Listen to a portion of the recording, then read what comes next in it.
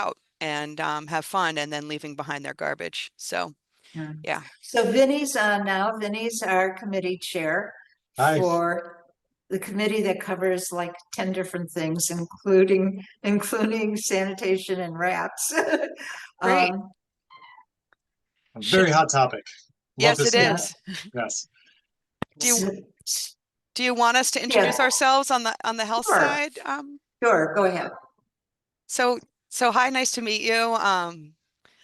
I'm Caroline Bragdon. I'm the Director of Neighborhood Interventions for Pest Control, and I oversee the Neighborhood Rat Reduction Program at the Health Department. And I'll turn it over to Martha. Hello, everyone. Martha Vernaza, also with the New York City Health Department, Pest Control Services. I lead our outreach and education team. And Pauline is there. I'm not sure if, yeah. Hi, Pauline. Pauline, yeah. Hi, everyone. Pauline Ferranti, Manhattan Liaison, Office of External Affairs at the Health Department. That's it. And Vinny, why don't you introduce yourself? Hi, Vinny Cerruto. I am the chair for the Transportation Committee for CB3. Happy to be here. And sanitation and rec. Oh, and sanitation and public safety and environment too as well. Yeah. Claire, why don't you introduce yourself again? Hi, everyone. I'm Claire. I'm currently the consultant for Community Board 3 and will be joining as a full-time staff member pretty soon. Nice to finally meet you, Claire. Thank you. And for those who don't know me, I'm Susan Stetzer, District Manager, and working with both Caroline and Pauline for many, many, many, many, many years. Many years. And I'm just going to add here too. So behind me is Central Park, and so I'm a VP over landscape management in the park, and under me are all of our rat and mitigation efforts and all the people that do that. So this is just near and dear to my heart where I live and where I work. So I'm going to be listening very intently. Great. And does Wallace work for you? Yeah, Wallace works for me. Yeah. Wallace and I go way back too, from our early rat days. Yeah. Oh, that's great. He's been really helpful to us. We do all kinds of rat stuff. We're actually going to be trying some crazy rat stuff here over the winter just to see if it does anything. Some boxes and some interesting folks that we're dealing with to get those boxes in the park, but we're going to see if we can upset the couple of the burrows here. But Wallace is fantastic. He's a character. Love the guy. He is. Yeah. Really dedicated. Yeah. Okay, so if it's okay with you all, I'm going to share. Oh, I need to send a request to you to share my screen, Susan. I just sent it to you. Okay, you got it. Thank you. And I'm gonna share this presentation, which I'm gonna try to show as a slideshow.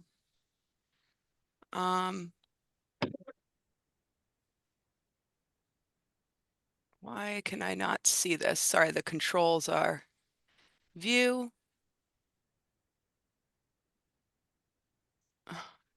Well, can you guys see my screen okay? Yes. But just not as a slideshow, right? Your mouse your mouse was right by slideshow on the top. Oh, I see. There Slideshow from beginning. Okay, there it is. Sorry, I couldn't see because the thing was over it. Okay, so we try to do this every year for CB3. We missed some years, but we wanted to share our data information on the work that we're doing in the community board. Because CB3 is a rat mitigation zone, we are routinely collecting data across the community board, and then we roll up all the data across all the rat mitigation zones, and we report it every year to City Council and City Hall now. And this is an effort to make sure the real boots on the ground people in every community board also have this information. So I don't want to linger too much on kind of an overview of what we do at the health department, but our primary role in rat management is to enforce the health code, which says that property owners will maintain their properties clean and free from pests. Um, our efforts to enforce the health code also include quite a lot of outreach and education.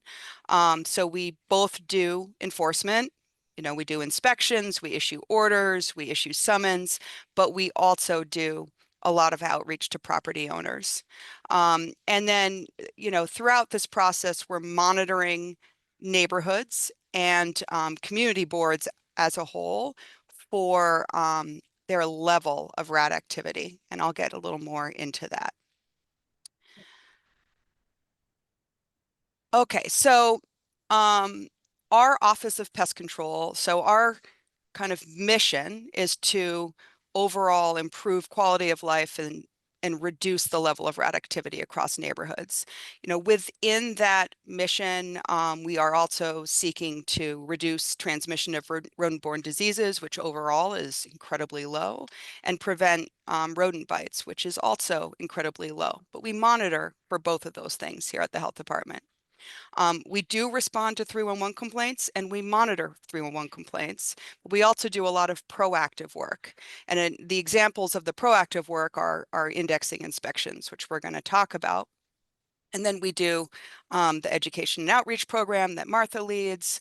We do a lot of liaising with pest control professionals, kind of exchanging information on best practices. And then we are trying to put all our data up on the rat information portal. In addition, we lead the free community-based training called Rat Academy. And just recently, we've been taking on more of a role that our citywide director of rat mitigation started. It's a program called the Rat Pack, and Martha and I are beginning to kind of take over that program because our the director of rat mitigation left her role. Okay, so in Manhattan Community Board 3, we're going to talk today about inspections that have been conducted so far in calendar year 2025. Overall, there's, you know, over 4,200 individual tax lots in Community Board 3, and we have inspected them all. And we inspect them all not just once per year, but twice per year, no matter what, regardless of complaint status. Now, within these 4,200 tax lots, there are also 24 NYCHA developments, 40 large New York City parks, and 30 large New York City public schools that we also do a complete survey of every other month. It used to be every month, but because of staff reductions, we are now doing every other month for these city agency surveys. But at any time, you know, you're welcome if you have a concern about a city-owned property to come to us and ask for that data.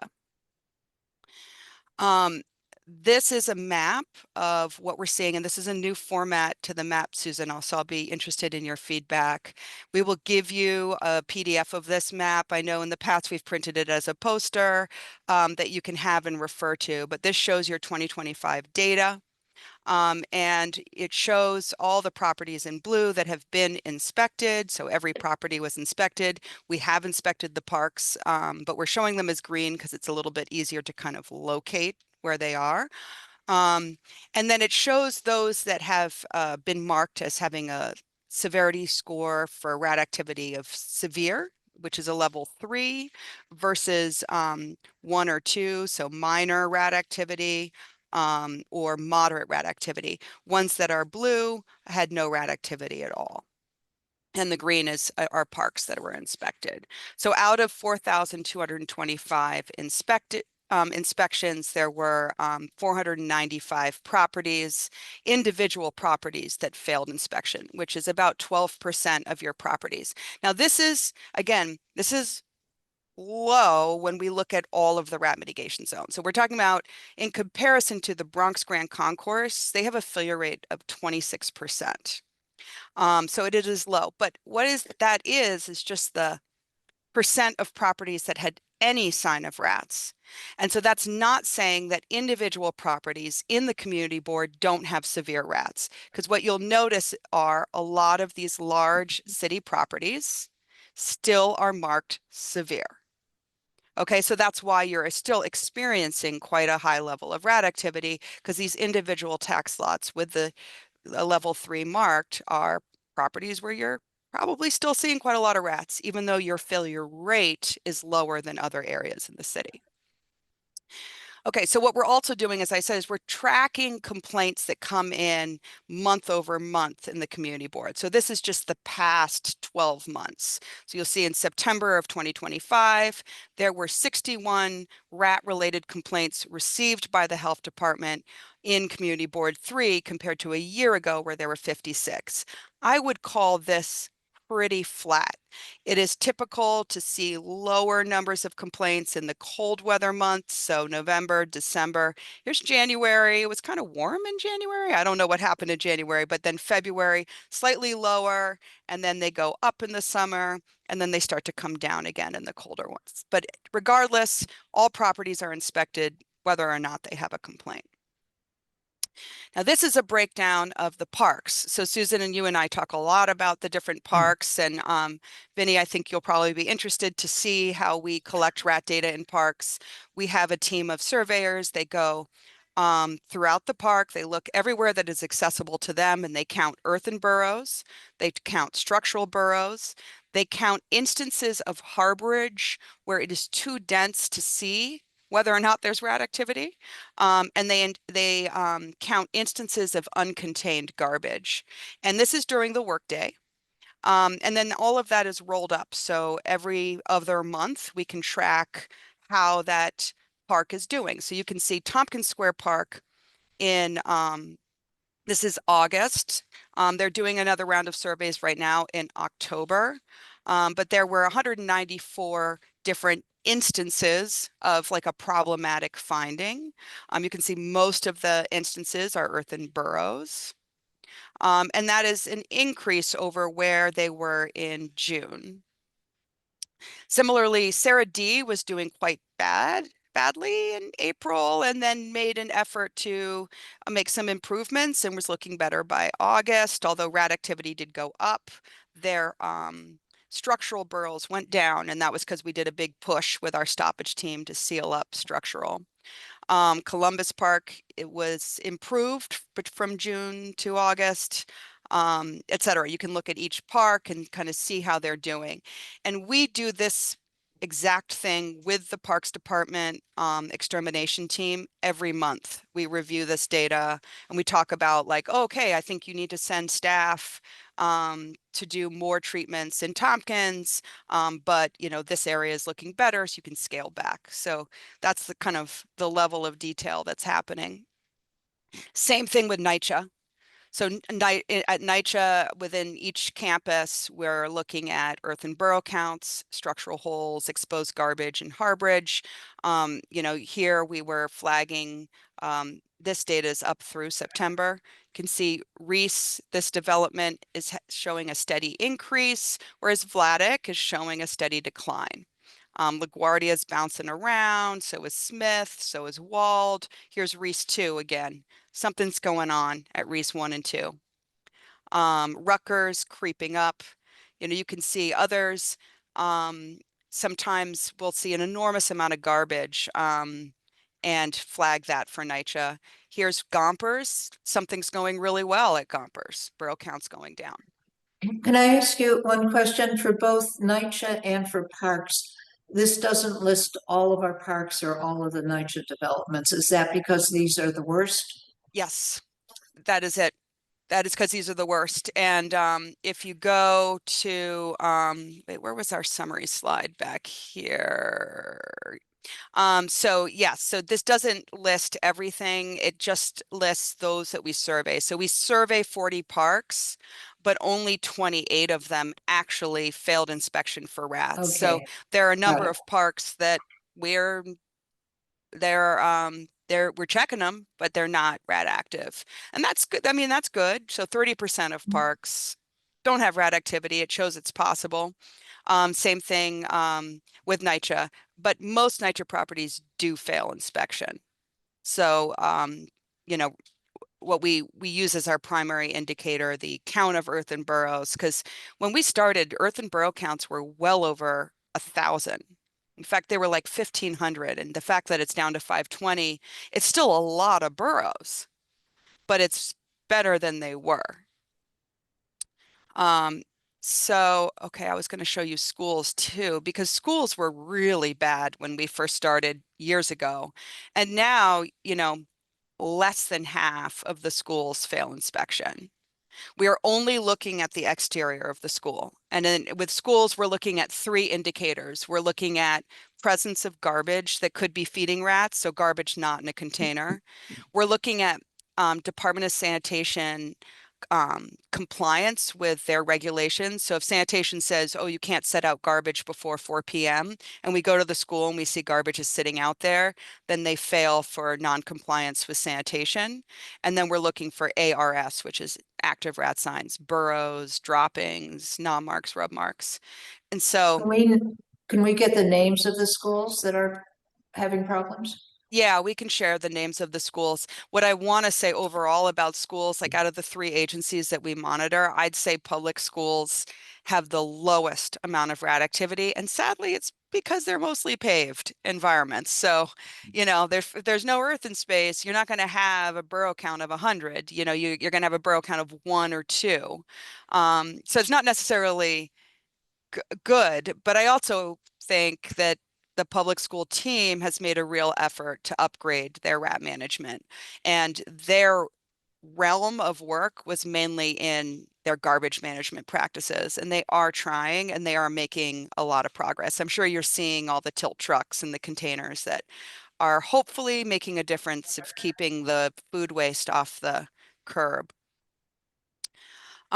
Okay, so Susan, this process, but for Claire and Vinny. So inspectors are visually inspecting mostly the exterior of the property. If we're doing a visual exterior inspection and somebody opens the door and says, "Come on in, I want to show you our rats," we will go inside. If there's a yard that we can access, we'll go in.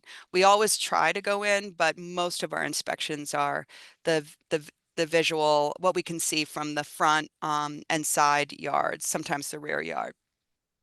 If we do not see any pest-related conditions at the time of the inspection, the property passes and we move on. If we do see any sign of rat activity or a condition that could attract rats, the property will fail the inspection. And the failed inspections will include an inspection report, and we will list what we're seeing. Did we see live rats? Did we see rat droppings, rat burrows, gnaw marks, rat tracks or runways? Or are we seeing those conditions conducive to rats, like clutter or mismanaged garbage, things that could be attracting them? So along with the inspection report, the property owner is going to get a commissioner's order to abate. That's what we call a coda. And in the coda, we'll tell the owner, you, property owner, are hereby ordered by the health commissioner to remediate these conditions included in your inspection report, and we will be back to do a compliance inspection. And there are no fines associated with the coda. It just looks scary, so a lot of people are like, "Oh, you gave me a fine," but it's no fine. It's just it's official order. If someone receives a coda letter and they're confused, "Oh, I don't know what you're talking about. I don't see these conditions on my property," we encourage them to immediately reach out to us. They can email us at rapportal@health.nyc.gov, or they can you call one of the phone numbers that's listed on the back of the coda to talk to someone in our office. And then they can make an appointment for a follow-up inspection where the inspector will meet them on site and show them, this is what I found, this is what you need to do. So we can help them comply with the order. The compliance inspection is more serious. So the compliance inspection will usually happen about a month later. If the property has remediated all the conditions, again, you pass, case closed, no summons. But if you fail, the property owner is going to receive the summons for a hearing at oath. And then there's a fine amount attached. And the minimum fine amount is 300. But what's happening right now is some of the properties that are on our radar now in CB3, because they've repeatedly failed inspections over all the years that we've been doing this, what we're now doing is instead of just going to the first fine amount of 300, we're elevating the compliance to double their fine on each subsequent failed compliance. So the second compliance will be 600, the third compliance is 1,200, and then if we go to the max fourth compliance, they get a $2,000 fine. And this is a strategy that we put in place to combat like the wealthy buildings who just pay the $300 fine instead of remediating, because it's actually cheaper to pay $300 than to, fix your basement, do whatever you need to do. Okay, so these are the things we are telling property owners to do. Typically, again, it's very much related to what's in their inspection report, but we might tell them to clean and remove all rat droppings. Seal up holes and cracks in the foundation, the front sidewalk, or maybe in the earthen areas. Make sure all garbage is containerized. Make sure all containers have tight-fitting lids, no overflowing garbage. We want property owners to make sure their garbage bins are in good shape, the no holes, cracks. And then any earthen spaces on the property, any little planter area or a, a an earthen yard should be regularly inspected for rat burrows. And then if there are rats kind of harboring, living, nesting on the property, that we would expect the property owner to hire their own pest control company that would work with them to provide services that will lead to a reduction in that rat activity.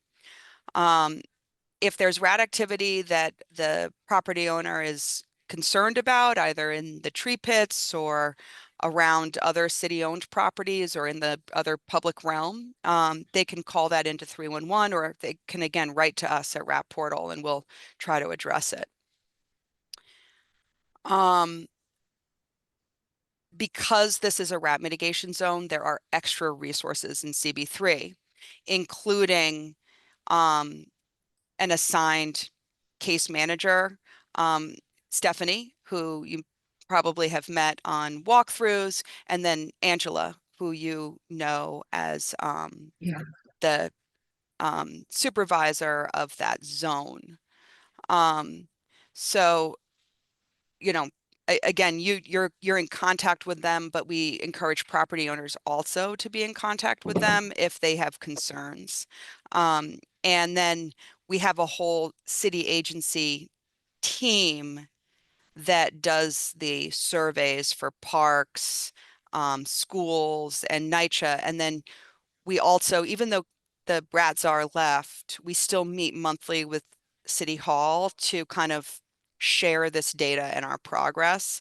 And so if there's a different kind of an issue, like an issue with NYPD or another city agency, sometimes we hear about, public library, you can refer that back to the Rat Task Force and we'll bring it to them and follow up. Now, Martha's team also does a lot of tabling at events. So if you have a block, fair or in the summer, any kind of closed summer streets or something, we're happy to come out and table and talk to people. Martha can also work with different organizations to set up a rat academy. If you want to walk through on a particular block, you can reach out to Angela or Stephanie or me or Martha. If a group is interested, sometimes we have like a public school or a youth organization that wants to do something, like a New York City project. We've been encouraging groups to sign up for Rat Pack, and they can attend a rat academy, do a rat walk in their neighborhood and then come up with like a cleanup event. Like we're all going to go in and participate in cleaning up this area of our community. So it's a way we've been trying to like get people like reinvigorated and participating. So if you have ideas, you can just email us at rapportal@health. Um, and then we have a lot of information also available on the rat portal, nyc.gov/rats, that, are resources, posters, brochures. We have been putting our data up, so you can um, pull your own data out now if you're into that kind of thing on rat inspections. Um, you can look at our annual report that we submit to City Council. You can look at the 311 complaint counts or our treatment visits. And you can also read about how we're using that data. We've been just putting up whatever we're doing to be transparent. Now, we do want people to call 311 if they have an out of control rat problem, but we also want people to do an educated 311 complaint. So first stop, rat portal, nyc.gov/rats. Has this property been inspected before? If yes, just trust we're in the enforcement process. It could help us to get a little more information or access notes, but you don't have to call repeat complaints in, because those will just get closed as duplicates. Once we have an enforcement ticket open, we'll go through our whole enforcement process before doing a new inspection. There is a new workflow now for complaints about rats in tree pits, and the workflow is only available on 311 online. So if you are seeing individual, like city-owned tree pits that have rat activity, you can go to 311 online and you can submit a ticket that will go directly to Parks to have them send their tree pit team out. And we're really encouraging people to do that because they're going out and they're treating the street trees. It's the first time this has ever happened. They started in June and they've done hundreds and hundreds of trees so far. Can I, Yeah. can I interject a question?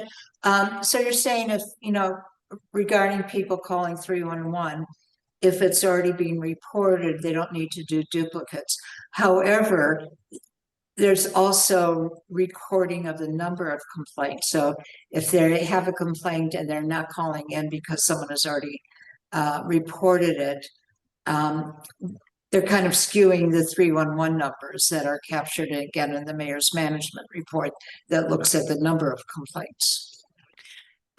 Yeah, I mean, that's true. There is the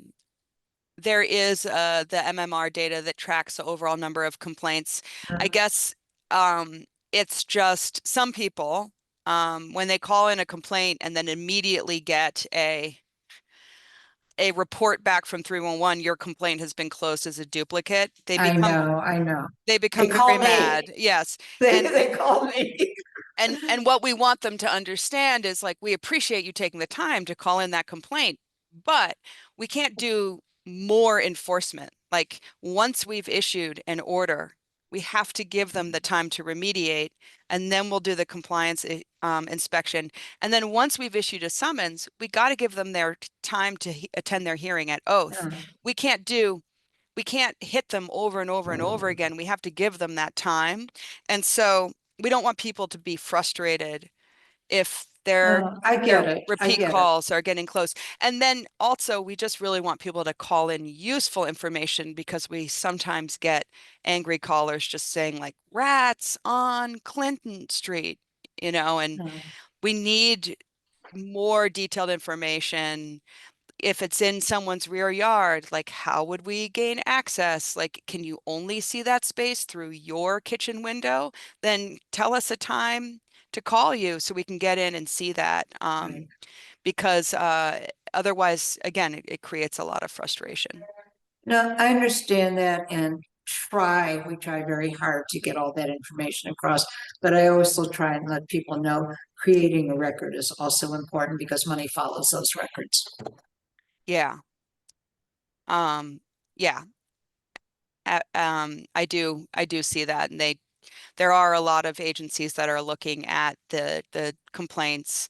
One thing to note is that with the redirect of street tree complaints to parks and out of the health department's complaint stream, it is looking a little bit like, oh, there was a sharp decline in complaints, but we keep Right. reminding people that decline, you have to add back in the tree pit complaints to see the total number. And so just pay attention to that, because Yeah, sometimes absolutely. the press goes wild with, oh, complaints are down, 40%. Okay, so then you know about preventing rats on your property. This is our comprehensive guide. We can deliver them to you. We have them online in multiple languages. And then we have our 3 different posters. I don't know, have you seen our clean up after your dog poster? I don't, but I want that. It is a bestseller now, and Martha's team can make sure you get them at the community board. Yeah, and then when the outreach team tables at events, we now give away little doggy poop bags. Oh, great, great. Yeah, they're very popular. And then of course, we're on social media. We are trying to engage people on all platforms, and always looking for ideas, and wanting people to tag us, follow us, and most importantly, invite Martha's team to events. Absolutely. We'll put that on our list of things we should be doing. So before I stop sharing, does anybody have any questions about kind of the data, or is there anything you want to linger on before I reduce the PowerPoint? You're going to send us the PowerPoint, right? Yep, and the map. And the map, great. That's great. The question I guess I have, so at the end of the day, Department of Health is kind of going out doing inspections, levying fines, and or giving mitigation direction to property owners to mitigate. So if we take out I guess the homeowners out of this and the property managers out and go to like city properties, so like NYCHA, the schools, which are doing pretty well, and let's just say that, what as a community board can we do? Like I looked at like the NYCHA map and like seeing that these big properties have these one little red dot, and that's like a whole development, and knowing that that's a problem, like knowing that near where I live, I go past the NYCHA development and see how they store trash is abysmal. Like for like how can we like I guess work as a community to help them advocate to NYCHA? Is there anything that we can do? I think you're right on target to say that it's the garbage at NYCHA. It's still a problem. And I think, we started this conversation to talk about containerization. And so this Department of Sanitation put out regulations that all private property owners and city agencies are supposed to follow around containerizing waste.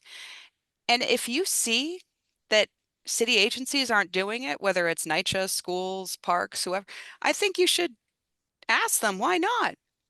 Department of Sanitation regulations say all garbage is supposed to be containerized. Why hasn't this not been implemented yet? Is it because you don't have resources? Is it something else? Like, what is going on? Because these mandates have been very well publicized. And as a city agency ourselves, like we know, sanitation did many, many workshops on how to comply with these new containerization laws. So then the question goes back to those agencies, what's happening? Why isn't this garbage containerized yet? Should we be asking for walkthroughs in those developments with our elected officials? I think you could. And also, I mean, one of the flags that we have is a lot of times when we're doing our surveys, it is during the day. And so like let's say you have a parks cleaning shift or a NYCHA cleaning shift, Mhm. and their shift for their workers is 7 to 3. And so if you are walking through that site at 11 a.m., it might be really clean. Mhm. And then if you living in your neighborhood or in the community are coming home from work and it's 6 or 7 p.m., it might be a totally different story. So kind of like documenting and pointing out those inconsistencies and asking for follow-up. I really think that's an important role of community. Is it possible to do walkthroughs in early evening? Because I'm thinking politically, putting that kind of pressure on um, is often useful. We've done that in the past, and I think that often just creates change more. Mhm. Yeah, if you have a site that you know looks a certain way at a certain time, yeah, you can always ask us. Our outreach team, schedules permitting, will make an effort to swing our day so that we can be at an evening walkthrough. And I think most, you know, Pauline can help us figure it out, but like most will try to be present. And they don't get fines. So, I mean, that's always been the issue too. They don't get fined. So there's really no incentive other than some kind of political pressure. Yeah, but they do respond to pressure. So I think Yeah. we have seen massive improvements, and that was in response to pressure. So I think you just want to keep the pressure on because like I was saying about NYCHA, it's like it's great to be like, well, we started with 1,000 rat burrows and now we only have 500.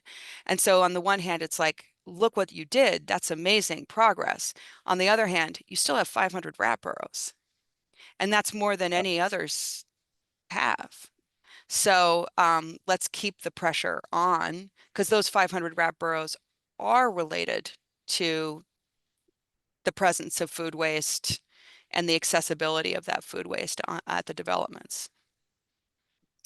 Yeah, because it's interesting. So like only because I'll talk about like where I transverse, like on Rutgers. I think that's what the Lily Ward houses. I'm forgetting which one's on Rutgers, but like even just yesterday morning going for a run, you know, 4 or 5:30 in the morning. There's black trash bags all in their front entrance, like where the residents are going in and out. Black, and then there's rats going back and forth from the curb, and the bag of trash is like opened up, and it's like speared against along the sidewalk, right at the building entrance.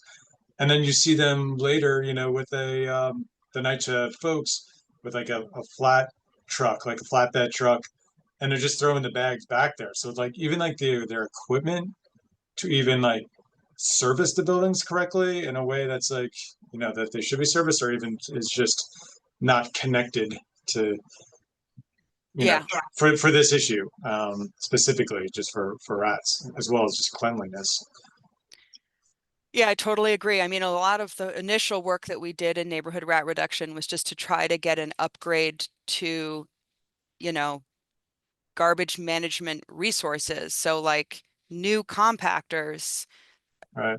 that were Yeah, odor that's what I was wondering. voiding and stuff like that. I mean, I think you can still advocate, but it's really good to also it's both equipment and practices. So sometimes it's like, well, is there a reason you need to stage all the bags like right here? What Hmm. why are things still being staged in bags? You know, schools successfully moved over to using tilt trucks instead of staging everything in bags. But Well, the bags go next to the tilt trucks. I know. Well, so that's the other thing is like on paper, the schools has again been incredibly successful. But if you go by the school on the weekend, like maybe it's a different story. And so it's again, that's your eyes and documenting that and asking for follow up, I think is still important. And that, there are on-site staff that are responsible for following up on those conditions. Um, So we'll be able to look at the map and data to see which, because the reason we have more NYCHA problems is because we're the second highest NYCHA, number of NYCHA developments in Manhattan. So I think if we look at them and see which are the worst and, maybe where we could start. I think where Vinny was talking about was probably Rutgers and LaGuardia, but we can see Yeah, how that you're right. goes. And some of them have construction near them, which is also, making the problem worse. Yeah, and I just want to point out, so like very big tax lots, if you see it, so our score is by tax lot. So you could have a very big tax lot with, one dot. That doesn't mean it's the equivalent level of rat activity as like a smaller tax lot.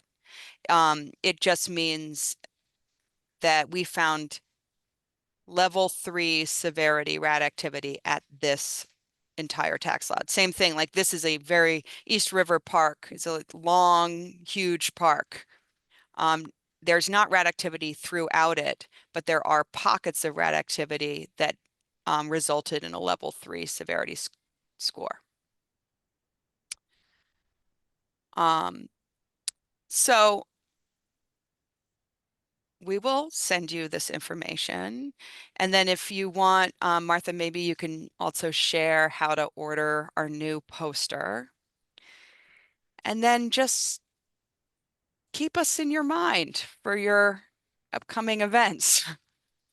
No, it will. I mean, there's less events now, but I know like we have some open streets that are just community programming open streets, and I think that would be great for it.